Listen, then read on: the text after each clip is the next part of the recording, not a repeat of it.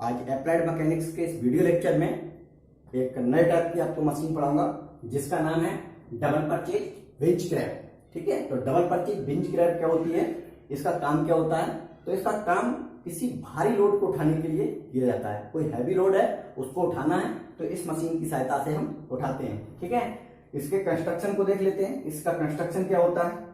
इसमें दो ये स्तंभ होते हैं, ये इनके चाहो तो हम नाम दे सकते हैं कि स्तंभ ए और स्तंभ बी। इसमें दो स्तंभ होते हैं और इन स्तंभों के पैरेलल में, समांतर में एक आपको यहाँ दिखाया गया। ठीक है, ये इफर्ट एक्सल कहलाता है। एक एक्सल C1 होता है और एक एक्सल C2 होता है। ये दो एक्सल है और तीसरा एक और एक्सल है। इस एक्सल पर कुछ चीजें जुड़ी हुई हैं, तो 1 बाय 1 मैं आपको बता रहा हूं। यहाँ पर 3 एक्सल होते हैं पैरेलल।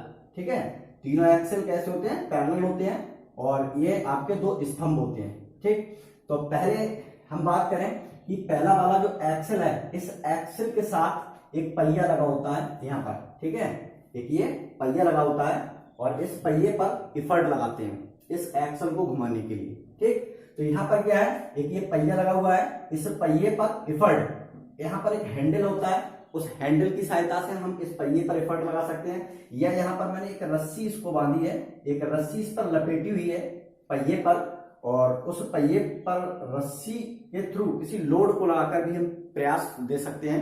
यानी पहियों को हमें घुमाना है, चाहे तो हम किसी भार को इफर्ट की तरह यूज कर सकते हैं। तो मैंने यहाँ दिखाया है ये प्रयास। ठीक है, तो प्रयास हम किसी लोड के रूप में यूज कर सकते हैं यहाँ पर पहियों को घुमाने के लिए, इस पर रस्सी लपेट कर, या फिर इस हैंडल का यूज कर सकते हैं। ये हैंडल है, इस हैंडल को इस पहिए के साथ फंसाकर, यहाँ इस तरह से व्यवस्था होती है कि हैंडल इस पहिए की एक्सल में, यानी यहाँ पर आके फिट हो जाता है और इसको हम हाथ से घुमा सकते हैं। हाथ से घुमाकर इस पर हम प्रयास लगा सकते हैं। ठीक है, तो ये हैंडल एक या दो हो सकते हैं इस स्पेंडल के साथ। तो ये जो एक्सल मैं बता रहा हूं इसको, ठीक है, स्पेंडल बोलते हैं, स्पेंडल भी कह सकते हैं। तो एक इस साइड पर इसका हैंडल है, एक इस साइड पे भी लगा सकते हैं।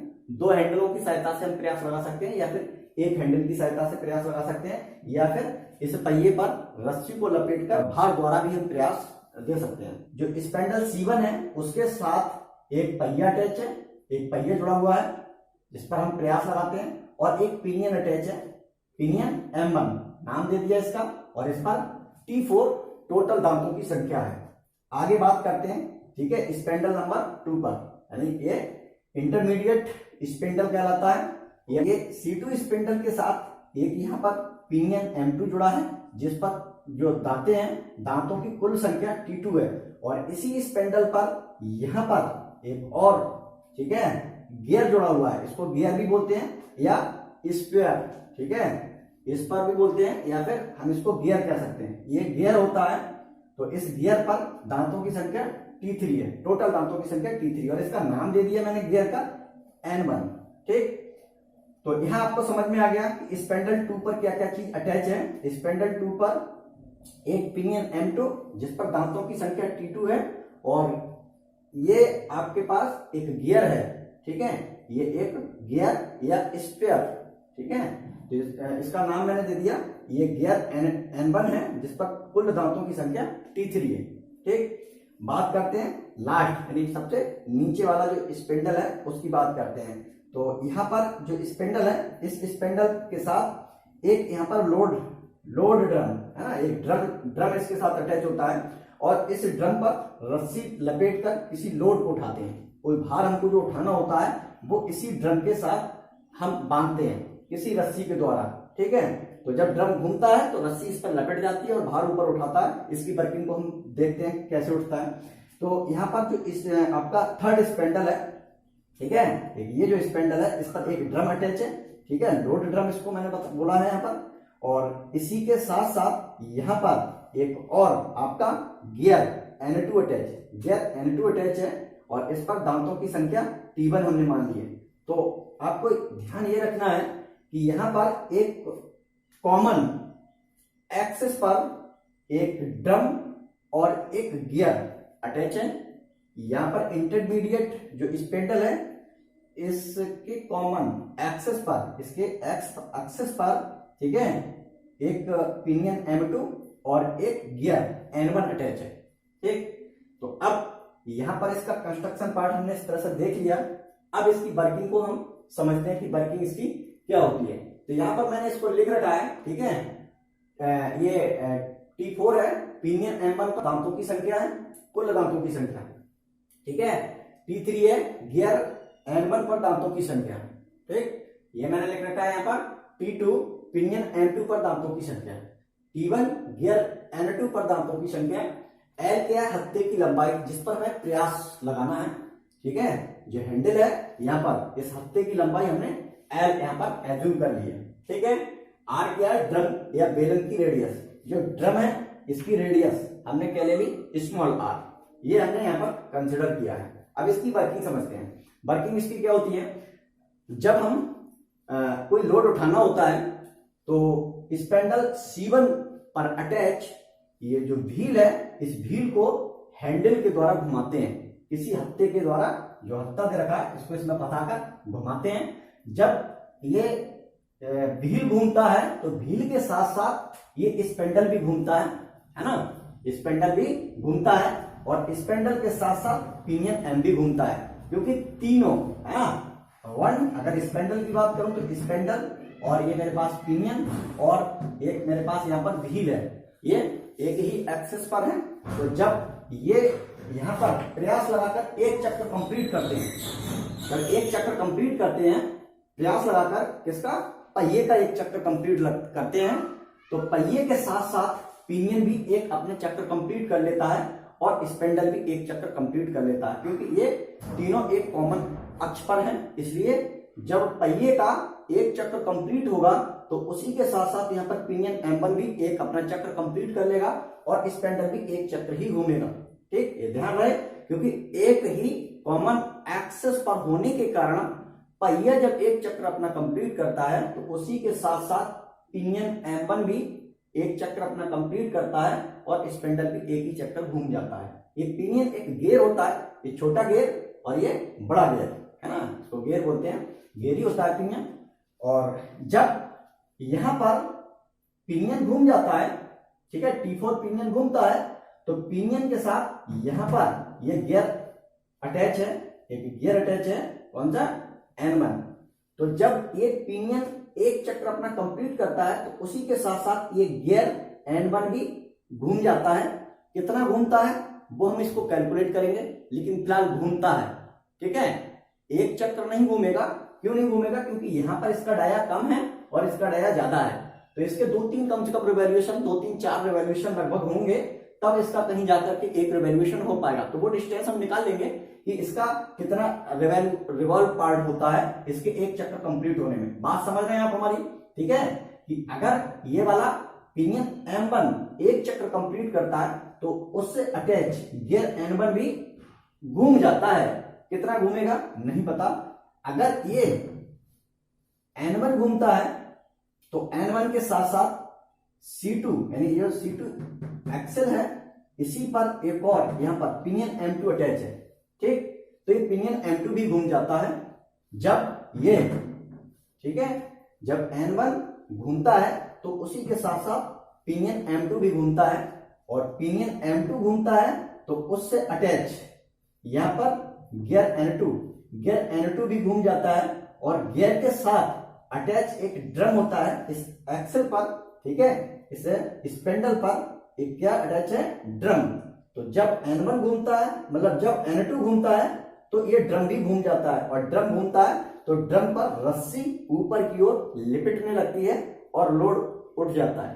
तो यहां पर हम बात करेंगे कि प्रयास P द्वारा एक चक्र में चली गई दूरी। तो प्रयास P एक चक्र में कितनी डिस्टेंस तय करेगा, इसका ये क्या है, डायमीटर है, तो हम डायमीटर से निकाल सकते हैं, या फिर हम इसकी लेंथ से निकाल सकते हैं कि अगर इसका लेंथ L है और L लेंथ का हैंडल जब हम इस तरह से रिवॉल्व करेंगे, ठीक है, L लेंथ का हैंडल को जब हम रिवॉल्व करेंगे तो एक सर्किल की फॉर्म में चलेगा, एक सर्किल की फॉर्म में। तो जो प्रयास P है वो सर्किल की रेडियस के बराबर डिस्टेंस तय कर लेगा, यानी एक परिधि के बराबर डिस्टेंस तय करेगा। तो वो डिस्टेंस कितनी तय करेगा, P, यानी एफर्ट एक चक्र में प्रयास द्वारा चलेगी दूरी कितनी हो जाएगी, 2πl। अगर ये डिस्टेंस हमने निकाल ली, कि 2πl हो गई। तो अब हम इसमें आगे के इसमें कुछ चीजें निकालते हैं, ठीक है। प्रयास द्वारा चली गई दूरी हमने निकाल ली है, तो अब हम यहाँ पर भार द्वारा चली गई दूरी निकालेंगे। तो देखते हैं भार द्वारा चली गई दूरी हम कैसे निकाल पाते हैं, ठीक है। भार द्वारा चली गई दूरी निकालने के लिए हमें इस ड्रम द्वारा चली गई दूरी एक चक्र में निकालनी पड़ेगी कि ड्रम एक चक्र में कितनी दूरी चल पा रहा है ना। तो उसे निकालने के लिए हम ऊपर से स्टार्ट करेंगे। तो ऊपर से हम मान ले रहे हैं कि पिनियन M1 है ना, ध्यान देंगे यहाँ पर पिनियन M1 एक चक्र जब कंप्लीट करता है तो पिनियन के एक चक्र में गियर N1 द्वारा, ठीक है, गियर N1 द्वारा, ठीक है, पिनियन M1 के एक कंप्लीट चक्र में गियर N1 द्वारा चलेगी दूरी। तो गियर N1 द्वारा चलेगी दूरी हम कैसे निकालेंगे, यहाँ पर ये बहुत ही अच्छे से आपको समझना है कैसे निकालेंगे। देखिए मैं बता रहा हूं यहाँ पर, ये इसका डाया कम है पिनियन का और गियर का डाया ज्यादा है। तो ये जो पिनियन है वो 2 3 4 रिवॉल्यूशन कंप्लीट करेगा, ठीक है। पिनियन M1 अगर 2 3 4 रिवॉल्यूशन कंप्लीट करता है तो कहीं जाकर के इसका एक रिवॉल्यूशन कंप्लीट हो पाता है ना। तो हम ये डिस्टेंस कैसे निकालेंगे, तो N1 के चक्र कितने हो जाएंगे, N1 के चक्र हमारे पास यहाँ पर T4, ठीक है, गुणे 1/T3। देखिए कैसे होगा ये, मैं बता रहा हूं यहाँ पर कि मुझे पिनियन M1 का एक चक्र में गियर N1 द्वारा चलेगी दूरी कितनी होगी। तो यहां पर जो पिनियन है वो 2 3 4 रिवॉल्यूशन कंप्लीट कर लेगा, तब जाकर के कहीं इसका एक रिवॉल्यूशन कंप्लीट हो पाएगा। तो यहां पर जो डिस्टेंस होगी वो आपकी ये निकल के आएगी, ठीक है, कि इतनी डिस्टेंस ये तय कर लेगा। यहाँ पर मेरे पास जो वैल्यू है T4/T3, ठीक। तो यहाँ देखिए पिनियन M1 हमको डिस्टेंस कैलकुलेट करनी है, ठीक है। तो यहाँ देखिए आप पिनियन M1 के एक चक्र में गियर N1 द्वारा चलेगी दूरी कैसे निकालेंगे।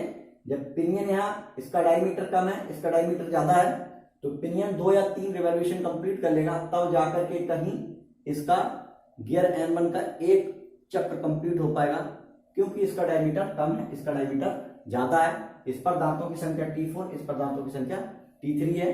तो जो पिनियन है उसके एक कंप्लीट चक्र में गियर N1 द्वारा तय की गई दूरी कितनी होगी, ठीक है। M1 के एक कंप्लीट चक्र में गियर N1 द्वारा तय की गई दूरी T4 गुणे 1/3 बराबर T4/T3, ठीक। इसी तरह से हम निकालेंगे M2 जो है, अब क्या है यहाँ पर जो गियर N1 है इससे अटैच पिनियन M2 है, ठीक है। तो M2 भी घूमेगा, तो M2 के कितने चक्र हो पाएंगे, ठीक है, M2 के कितने चक्र हो पाएंगे। M2 उतना ही घूमेगा जितना N1 घूम चुका होगा, क्योंकि ये एक ही एक्सिल पर है। तो N1 जितना घूमेगा, N1 ये जितना घूम पाएगा उतना ही आपका ये घूम लेगा, है ना। तो यहाँ पर M2 के चक्र अगर हम निकालें कि M2 कितने चक्र कंप्लीट करेगा, ठीक है, तो M2 के चक्र हमारे पास कितने हो जाएंगे, जितने हमारे पास इसके चक्र कंप्लीट हो रहे हैं, ठीक है, क्योंकि ये एक ही कॉमन एक्सेल पर है। अब यहाँ डायमीटर से कोई मतलब नहीं है, जितना ये N1 घूमेगा उतना ही ये M2 पिनियन घूम जाएगा, ठीक है। अगर M2 पिनियन घूम जाएगा, M2 पिनियन कितना घूमता है, M2 पिनियन घूम रहा है T4/T3, क्योंकि N1 के बराबर ही घूम पा रहा है ना। तो यहाँ पर जो पिनियन M2 घूम रहा है, ठीक है, कितना घूम रहा है, इतना। तो इसके इतने चक्र में, M2 के इतने चक्र में हम N2 के चक्रों की संख्या निकालना चाह रहे हैं। तो N2 के चक्रों की संख्या कितनी होगी, उसके लिए यहाँ पर हमारे पास क्या हो जाएगा, ठीक है, यहाँ हमारे पास कितना हो जाएगा, तो यहाँ हो जाएगा T2/T1, है ना, यानी T2/T1 गुणे T4/T3, ठीक है, ये वैल्यू निकल के आ जाएगी। तो अब यहाँ पर हम निकाल सकते हैं कि भार द्वारा चलेगी दूरी, तो यहाँ भार द्वारा चलेगी दूरी, भार W द्वारा, ठीक है, ये निकालेंगे, द्वारा चली गई दूरी, चली गई दूरी, भार W द्वारा चलेगी दूरी कितनी हो जाएगी, ठीक है, भार कितना चलेगा W भार, ठीक है, कितना ऊपर उठ पाएगा, इसके रिवॉल्यूशन के कितना, इसके रिवॉल्यूशन कितने हो पा रहे हैं, ठीक है, N2 के जितने रिवॉल्यूशन होंगे उतने ही इसके वैल्यूशन हो जाएंगे ड्रम के, है ना। तो ड्रम डिस्टेंस कितनी कवर करेगा, रस्सी कितनी ऊपर को लपेटेगा, वो कितनी लपेट पाएगा, अपनी परिधि का कितने भी चक्कर, ये जो चक्कर है उससे मल्टीप्लाई कर देंगे। तो इस तरह से हम यहाँ पर भार द्वारा चली गई दूरी निकाल लिए हैं। तो भार द्वारा चली गई दूरी हमने निकाली, प्रयास द्वारा चली गई दूरी निकाल ली। तो यहाँ पर हम इसका वेलोसिटी रेशियो निकाल सकते हैं। तो वेगानुपात वेलोसिटी रेशियो के लिए प्रयास द्वारा चली गई दूरी अपॉन भार द्वारा चली गई दूरी। प्रयास द्वारा चली गई दूरी हमारे पास 2πl थी, हम पहले निकाल चुके थे। और ये जो भार द्वारा चली गई दूरी है उसको हम नीचे लिख लेंगे T4 अपॉन T3 गुणे 2πr। 2π से 2π को हम कैंसिल आउट कर देंगे, ठीक है। और यहाँ पर ये ऊपर पहुंच जाएगा, ठीक है। T1 अपॉन T2 गुणे T3 अपॉन T4 गुणे L अपॉन R, ठीक है, L अपॉन R। तो ये वेलोसिटी रेशियो का फार्मूला हमारे पास बनके तैयार हो गया। ये वेलोसिटी रेशियो का फार्मूला हो गया, ठीक है। इसको हमें ध्यान रखना है। अब हम आइडियल केस में इस मशीन का मैकेनिकल एडवांटेज भी निकाल सकते हैं। तो इसका मैकेनिकल एडवांटेज क्या होगा, किसी आदर्श मशीन के लिए, है ना, फॉर आइडियल मशीन के केस में, फॉर आइडियल मशीन, है ना, किसी आदर्श मशीन के लिए एफिशिएंसी 100% होती है, उस केस में वेलोसिटी रेशियो मैकेनिकल एडवांटेज के बराबर हो जाता है। तो हमारे पास यहाँ पर T1 अपॉन T2, ठीक है, गुणे T3 अपॉन T4 गुणे L अपॉन R, ठीक है। ये हमारे पास क्या हो जाएगा, इसका मैकेनिकल एडवांटेज इसके वेलोसिटी रेशियो के बराबर हो जाएगा। तो इस तरह से हमने इसकी वर्किंग समझी और कुछ इसके फार्मूले निकाले, इनको आप ध्यान रखेंगे, ठीक है। यहाँ T1 क्या है, T2 क्या है, T3 क्या है, T4 क्या है। आप इसको ऐसे भी मान सकते हैं, यहां से आप मानने स्टार्ट करें, इसको T1 ले लें, इसको T2 ले लें, इसको T3, इसको T4, तो आप कैलकुलेशन कर सकते हैं इसकी। तो आपका फार्मूला जो भी बन के आएगा, ठीक है, वो आपका इस तरह से हम इसकी स्टडी करते हैं। तो आई होप आपको समझ में आया होगा, ठीक है। Thank you.